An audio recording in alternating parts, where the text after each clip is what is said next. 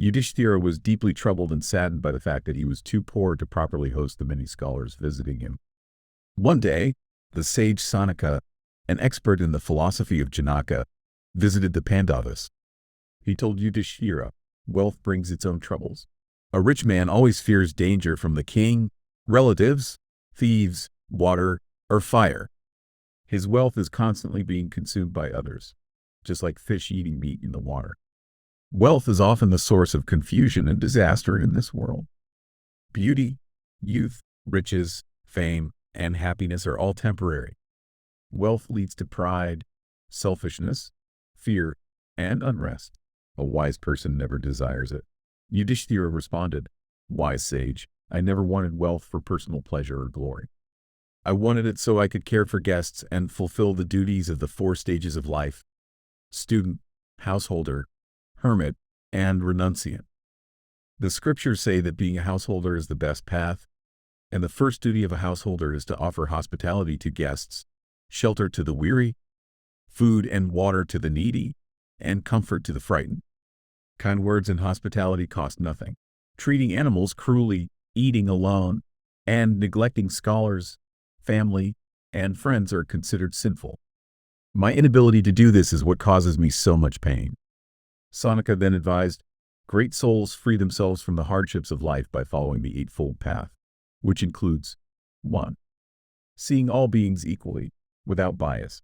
2. Controlling desires. 3. Respecting elders. 4. Regulating your diet. 5. Gaining knowledge. 6. Following the scriptures. 7. Renouncing worldly pleasures. 8. Mastering your mind. I recommend that you perform penance through severe austerities, and you will surely achieve success and enlightenment." The priest Dhamma agreed with Sanaka and advised Yudhishthira to pray to the sun god, the source of all food. Dhamma explained, "The sun nourishes all crops, providing food for the world." So, Yudhishthira began worshipping the sun god, standing in the Ganges and surviving on just fresh air for many days, controlling his senses. Eventually, the sun god appeared and gifted Yudhishthira the Akshaya Patra, an unending bowl.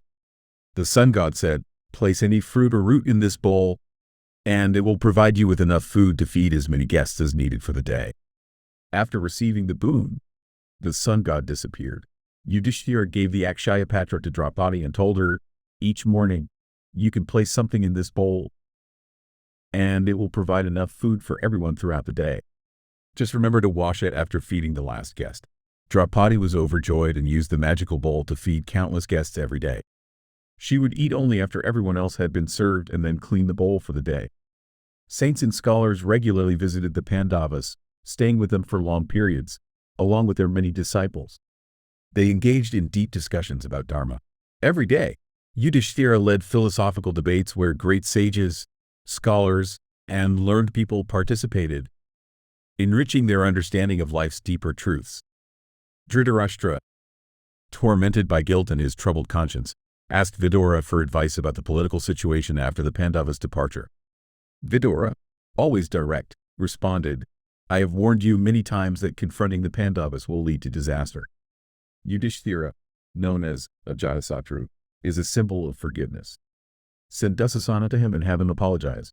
Offer the throne to Yudhishthira, and if Duryodhana refuses to accept this, don't hesitate to disinherit him.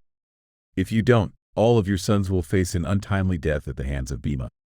Dhritarashtra, irritated by Vidura's constant praise of the Pandavas and criticism of the Kauravas, retorted, "What you're suggesting is too extreme. How can I banish my own son, no matter how cruel he may be? If you are unhappy here, you're free to leave and go to the Pandavas or anywhere else you wish.